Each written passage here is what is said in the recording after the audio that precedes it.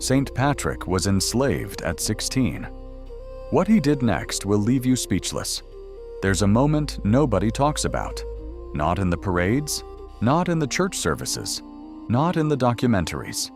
It happened after the escape, after the 200 miles on foot, after the ship and the crossing, and the long road back to Britain. After 6 years of slavery, Patrick finally walked through the door of his father's house. He was free, and something was completely wrong. He doesn't describe it in those words. He's too careful a writer for that, too formed by the kind of suffering that teaches you precision. But if you read the Confessio slowly, not for the theology, not for the history, just for the human being underneath the words, you can feel it. The man who came back to that house was not the boy who had been taken from it. Same face, same family, same Roman-British household with a deacon father and a grandfather who had been a priest. Same food on the table, probably. Same language, same everything on the outside, except him. And what do you do with that? What do you do when the life you spent 6 years dreaming about surviving to get back to feels, the moment you're standing inside it, like it belongs to someone who no longer exists? That question is where Patrick's real story begins. Not on the boat going to Ireland.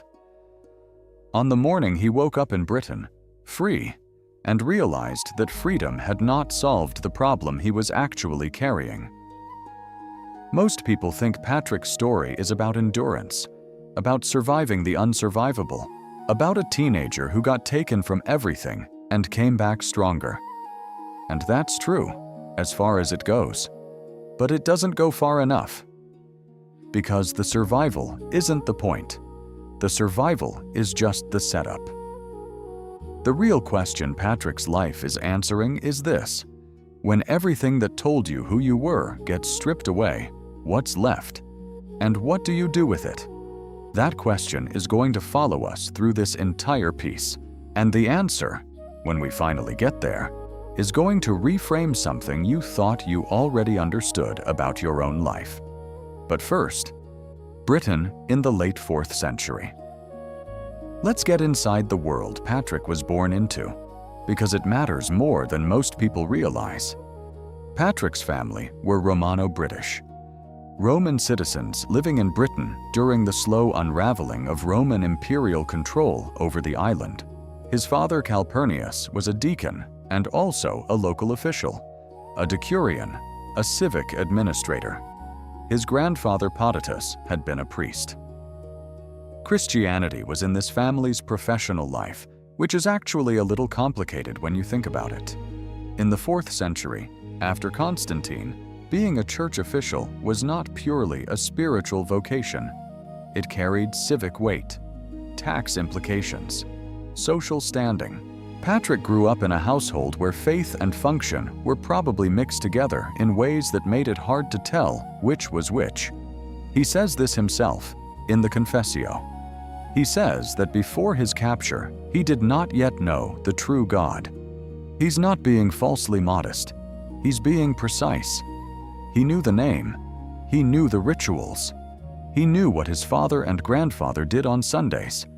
But there was no fire in it for him. It was furniture, not fuel. Sound like anyone you know? A lot of Americans right now are sitting in exactly that inheritance. Faith as furniture. Faith as cultural background. Faith as the thing your family did. The reason you have certain holidays circled on the calendar. The vague sense that there's something to it without being able to say what. You didn't reject it. You just never really inhabited it. And somewhere underneath the busyness and the noise, there's a question you haven't asked out loud yet. Whether what you inherited was real, and whether it has anything to do with the actual shape of your life. Patrick never asked that question voluntarily. It got asked for him, on a boat, in chains, in the dark. That's the thing about fire.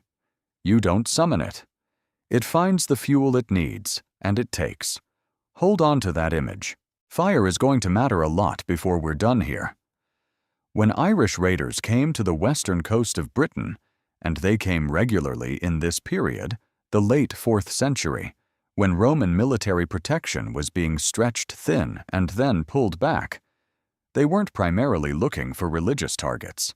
They were looking for people, slaves, labor.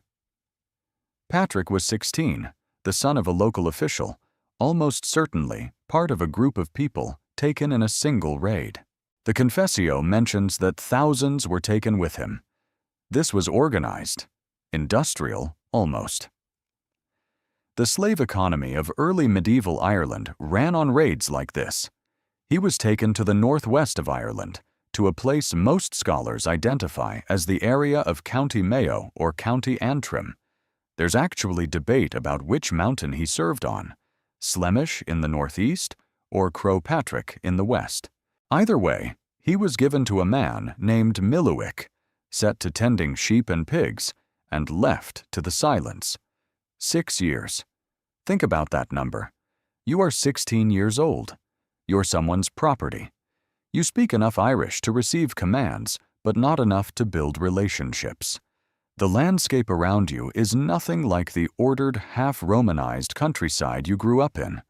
There is no schedule, no community meal, no church calendar, no one checking on you. There is the mountain, the animals, the weather, and whatever is left of you after the crossing. What's left of a person after something like that?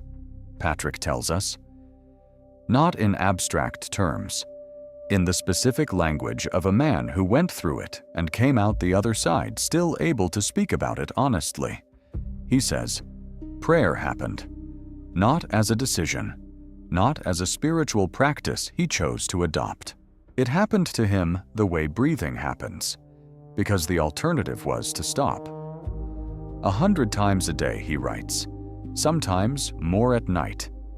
And this is the thing that I want you to really hear, because it's easy to read that number as religious performance, as the behavior of someone especially devout, someone different from you. It wasn't. It was desperation, finding a direction. It was a human being with nothing left to lose, discovering that the nothing left to lose place is actually where the listening starts. He wasn't praying because he was holy. He was praying because he was broken open. And this is where something starts to shift in Patrick's story that changes everything about what comes after. The boy who left Britain hadn't known the true God. His words, not mine. The man who came back had been in conversation with that God every day, in all weather, without a roof, without a ceremony, without anyone watching.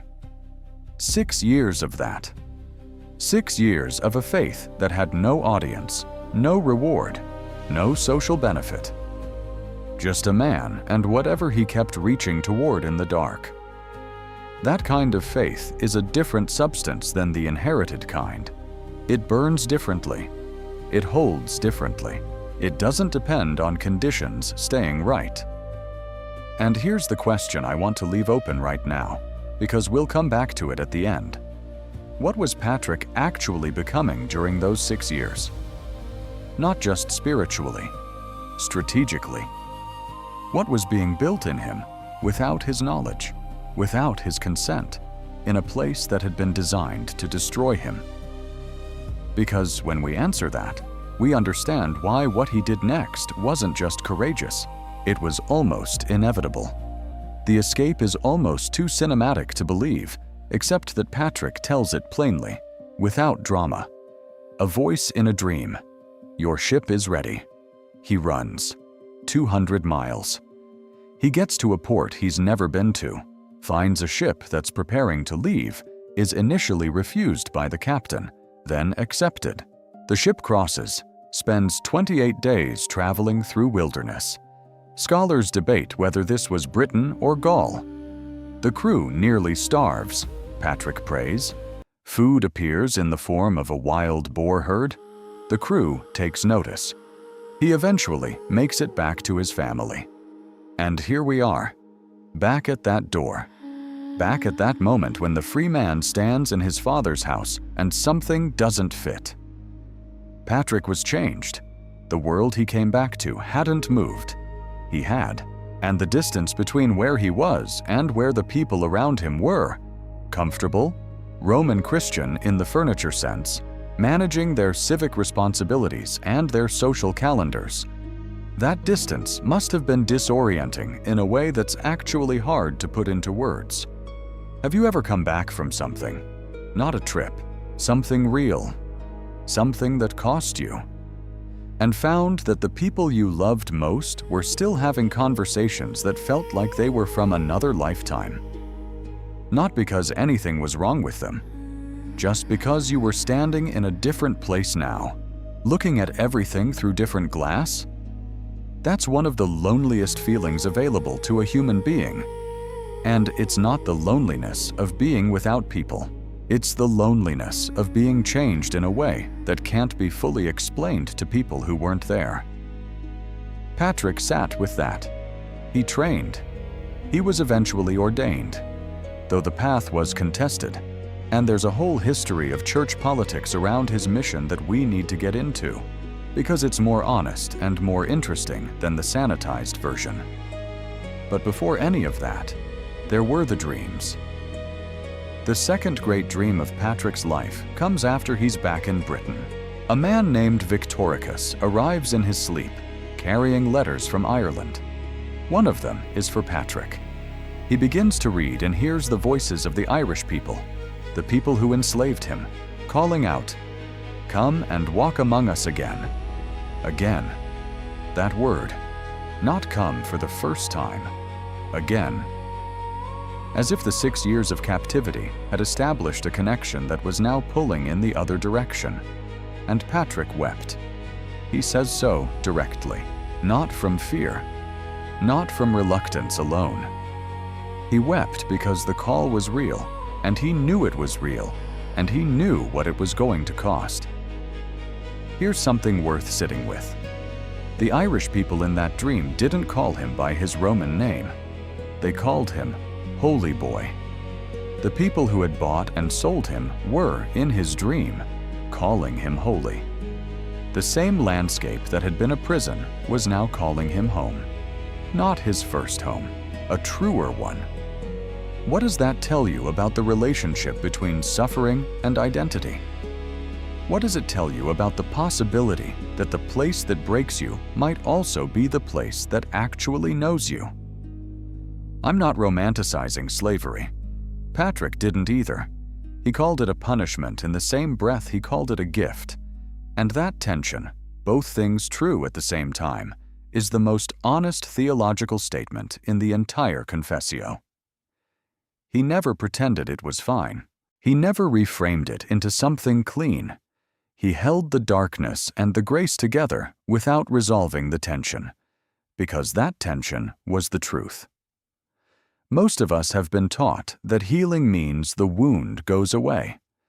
Patrick's entire life is an argument against that definition. Now, I mentioned that the path to his mission was contested. Let me tell you about that.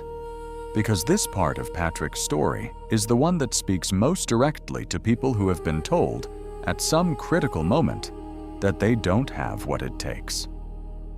When Patrick's name was put forward to go to Ireland as a bishop, there was resistance. He was not the church's first choice. He was Romano-British, not Gaulish, not from the centers of theological power in the late 4th century. He lacked the formal Latin education of the church leaders who were evaluating him.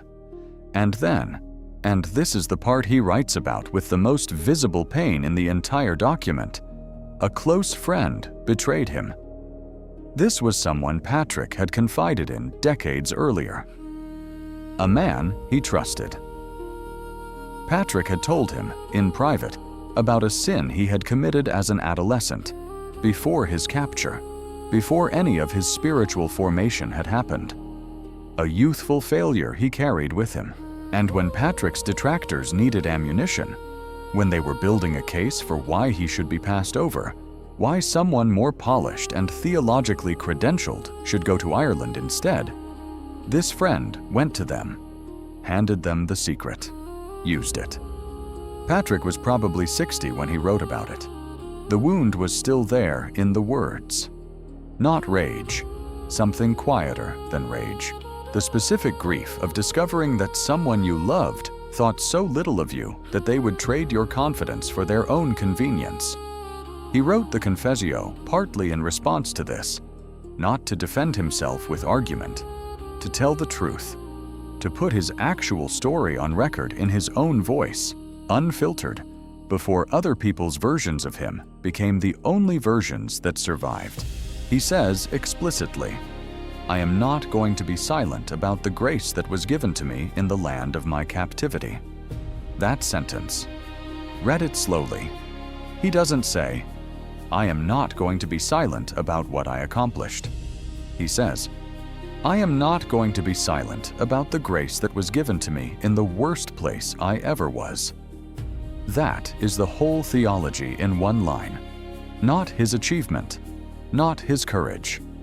The grace, the thing that found him when he was not looking for it, in a place he didn't choose, in conditions that were not his fault. The grace that preceded everything.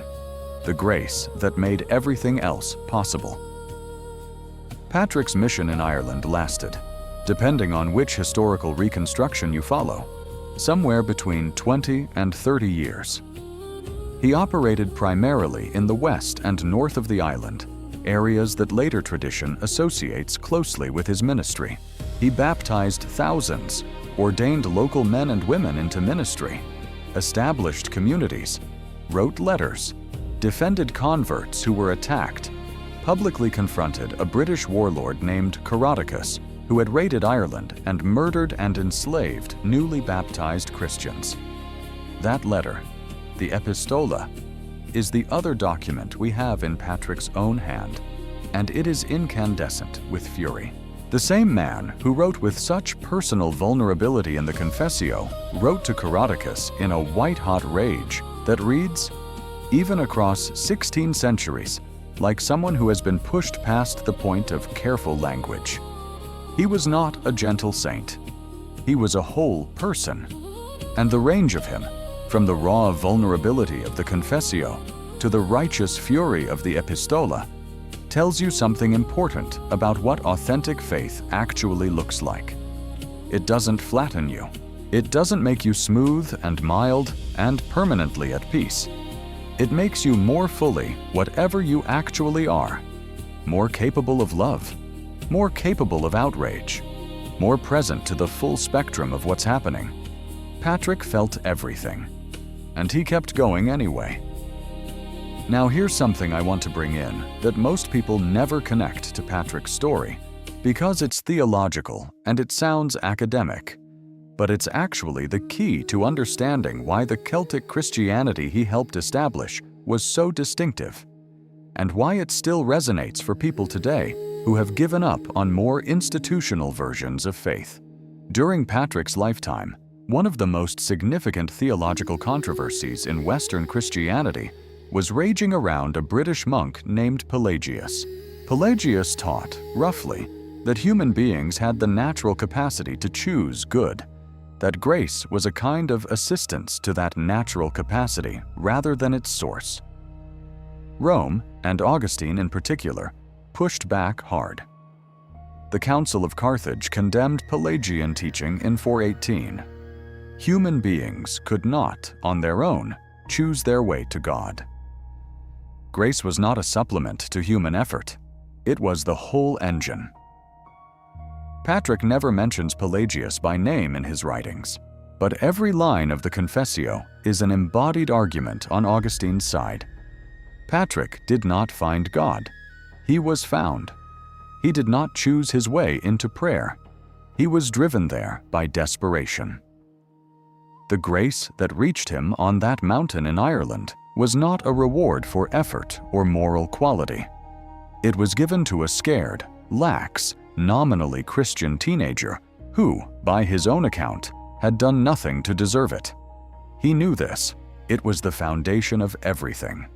And this matters for you, right now, in whatever place you're actually in.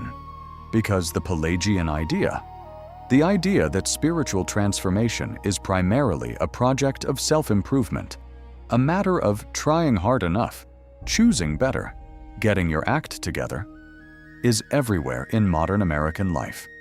It's in the self-help section. It's in the prosperity gospel. It's in the idea that if you're not where you want to be spiritually, it's because you haven't committed enough, haven't disciplined yourself enough, haven't wanted it badly enough. Patrick's entire life is a counterargument. He was not the most qualified. He was not the most educated. He was not the most polished or the most connected or the most theologically sophisticated. He was the most available. He had been emptied out thoroughly enough, in a place remote enough from every form of human approval, that there was space for something real to move in. Availability, not achievement. That's the engine. And this connects to the fire. The Celts had a theology of fire that is different from how most Western Christians think about it. Fire in the Celtic tradition is not just a metaphor for passion or enthusiasm. It's a symbol of presence, divine presence specifically. The fire that cannot be owned but can be tended. The fire that needs to be fed or it dies. The fire that gives light and warmth and can also consume everything indiscriminately if you stop paying attention to it. Patrick's famous challenge at the Hill of Slain, where he lit a paschal fire on the night before Easter that was visible from the Hill of Tara, where the High King had forbidden any other fire to be lit until his own ceremonial flame was kindled, is told as a dramatic confrontation between Patrick and pagan power. And on one level it is.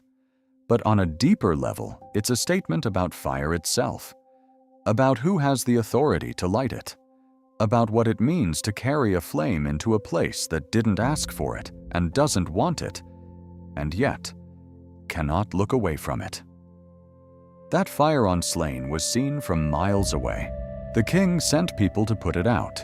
It wasn't put out. And Patrick, when challenged, didn't argue about theology. He prayed. Out loud. Right there.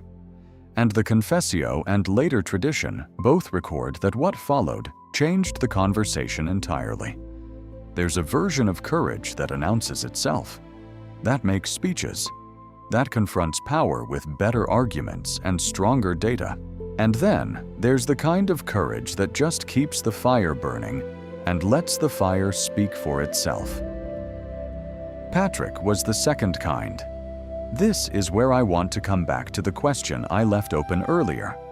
What was Patrick actually becoming during those 6 years on the mountain? What was being built in him that made what happened next almost inevitable? Here it is. He was becoming someone who had no performance left in him. 6 years with no audience will do that. 6 years of praying to a God who could not be impressed by your vocabulary or your social standing, or your Roman citizenship, or your family connections.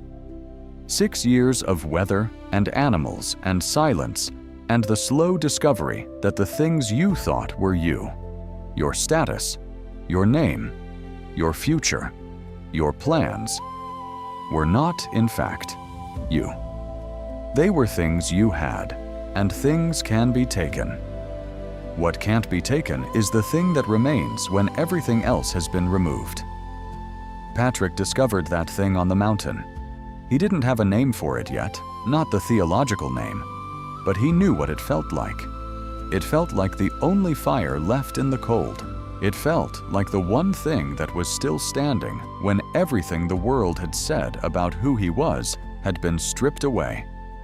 And when he went back to Ireland, when he crossed that water again, this time voluntarily, this time with a mission burning in him that had been built from his own biography rather than handed to him by a church institution. He wasn't going back as a conqueror. He was going back as someone who had been reduced to the essential and found the essential to be enough. That's what speechless actually means in the title. It's not a reaction to a dramatic event. It's what happens when someone encounters a truth that they don't have existing words for. When the category they've been using doesn't fit the thing they're looking at anymore. Patrick being enslaved at 16 is a fact. A terrible fact. Something no one should have to survive. But what he did next, and I mean not just the going back, not just the mission, but the interior architecture of the man who was capable of all of it. That's the speechless part. He let the worst thing that ever happened to him become the most load-bearing thing in his life. Not by deciding it was secretly fine, not by pretending it didn't cost him everything, but by refusing. And this is a choice. It is always a choice. By refusing to let the breaking be the final word about what he was. He wrote near the end of the Confessio that he was a simple countryman, unlearned, the least of all the faithful, held in contempt by many. He wrote this as a man in his 60s who had built something that would outlast the Roman Empire. He wrote it without irony. He believed it, and somehow that belief, that genuine sense of being small, of being carried rather than self-propelled, was the thing that kept him honest enough, present enough, available enough to keep being used. Small people who know they're being carried go further than large people who think they're walking on their own. That's not a spiritual platitude. That's the lesson from a specific human life that we can trace in his own handwriting. The Irish didn't forget him. 16 centuries later, on the island he went back to, his name is everywhere. Not because he had superior credentials, not because he was politically connected, because he came back, because he crossed the water twice, once in chains, once in love. And the second crossing is the one that changed everything. You've probably crossed some water in your life that you don't talk about. The kind that took something from you that you didn't give voluntarily. The kind that left you standing at a door that should have felt like home, and noticing, with a cold clarity, that you had become someone that door didn't quite fit anymore. Patrick's life doesn't promise you that the water gets easier. It promises you that the crossing has a direction, that what you lose in the passage is not always the part of you that matters most, and that sometimes the voice that says, "Go back," is not a punishment.